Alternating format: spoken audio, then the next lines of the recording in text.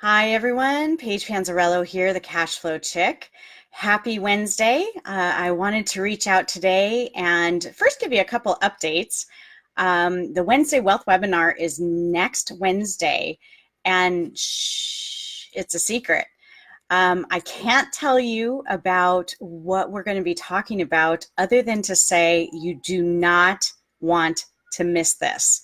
I have a special guest coming, and it's going to be an amazing webinar. It truly can impact your life. So make sure that you go to cashflowchick.com/secret and sign up for the free webinar so you won't miss it. Be sure to sign up. I have an incredible guest joining me next Wednesday. That's tongue-tied today. Sorry. It's July 31st at 5 p.m. Again, cashflowchick.com/secret to sign up for this free webinar. You do not want to miss it. I will give you a little hint. I'm literally opening up and inviting you into my world. I'm extending the invitation. But you have to sign up to understand what that means. Okay, so again, this is a free webinar. Be sure to go to cashflowchick.com/secret and sign up for the Wednesday Wealth webinar next Wednesday, July 31st at 5 p.m. Okay, so be sure to sign up for that. And then today I wanted to talk about contract for deeds versus non-performing loans. And what's the difference? Foreclosure versus forfeiture. And oftentimes in note investing, contract for deeds are generally notes where the title to the property, when you sell it to somebody, doesn't transfer until they pay you off in full. So basically you're the bank, you're carrying the paper, but you own title to that property. Okay, in a traditional note investing, non-performing note investing, you don't own the title to the property. You don't own the deed. Okay, the difference between the two is generally a non-performing note or a non-performing loan is generated or originated by either a direct lender or a regular standard traditional mortgage is put in place, or deed of trust is put in place by a conventional bank of some sort. In a contract for deed situation, you are the bank, you own title to the property, you sell it to a buyer. Generally, they're higher risk. Generally, you're going to have a higher interest rate, and generally, they're not going to be able to put as much money down on, and they might have some dings, in their credit. Life happens to everybody every day, so that doesn't mean they're necessarily bad borrowers. It just means that they've had some stuff happen to them in their life, okay?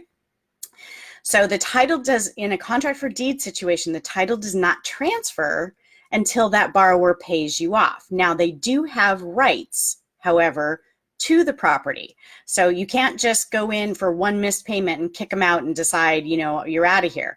It doesn't work that way. You do have to go through one of two processes to make them either reperform, but if they can't reperform, then you're going to go through either a forfeiture process or a foreclosure process, okay? Now, depending upon the state and where the loan is, and what I mean by that is if the loan has been paying, let's say, for 5 years, or they've paid more than 20% of the principal balance of the loan, you might not be able to do what's called forfeiture.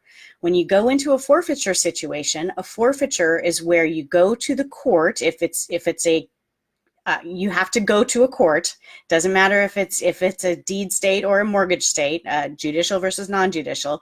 You have to get someone's blessing to sign off on forfeiting. You're kicking out your borrower, in essence, is what's happening. It's a shortened version of a foreclosure. And there aren't necessarily as many hoops to jump through. Now, I currently have several contract for deeds in my portfolio, and some of them are performing. Some of them we have gone through this forfeiture procedure, and some of them we've gone through a foreclosure procedure.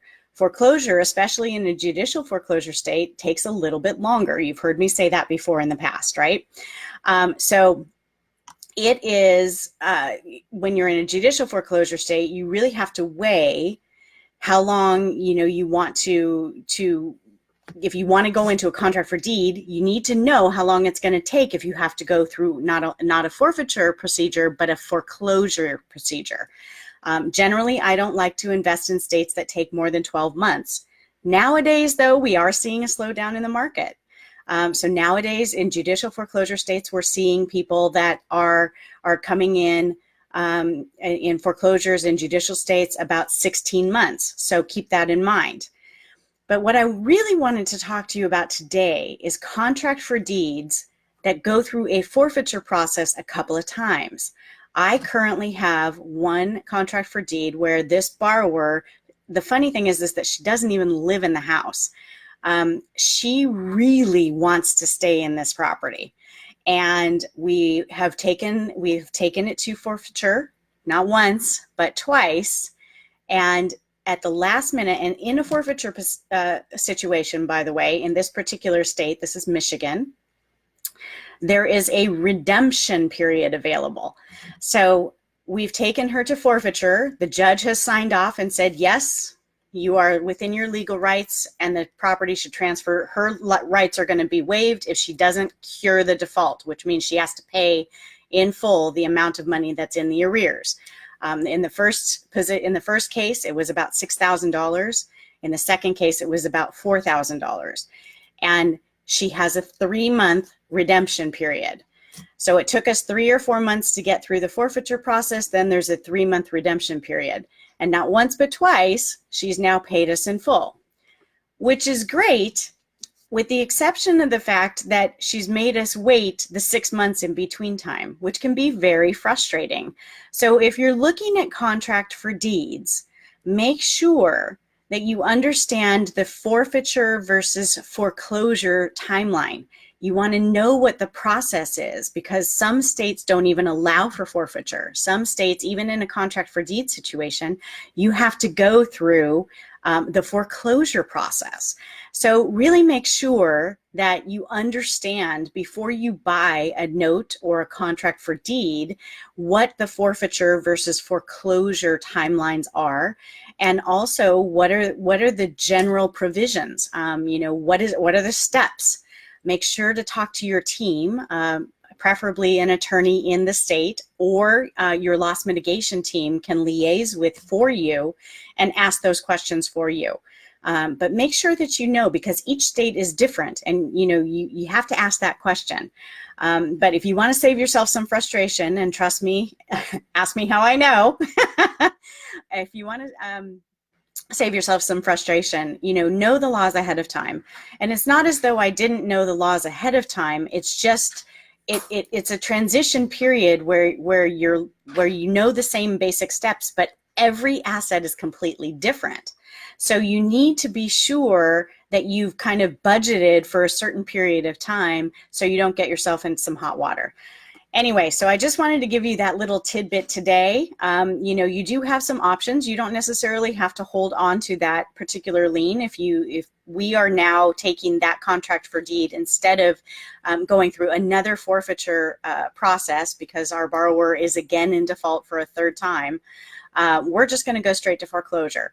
Now, she's probably going to fight us on it, and that's okay. We're prepared, but it's going to take a little bit longer. So know yourself as an investor. Know the contract for deed versus the NPL or the NPN, so non-performing notes or non-performing loans, and make sure that you know what you want to do with it and how long you're willing to go through this process.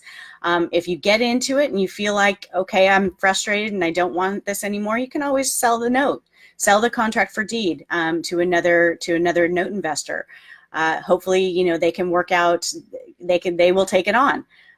There are plenty of note investors that are out there that are always looking for deals. So those are one of the 23 different options that you have available to you when you're dealing with non-performing loans, even if you're dealing with a contract for deed. But it can be a little hairball. So make sure that you educate yourself, make sure you rely very heavily on your teams, and make sure that you reach out to local attorneys so they can guide you on forfeiture versus foreclosure process.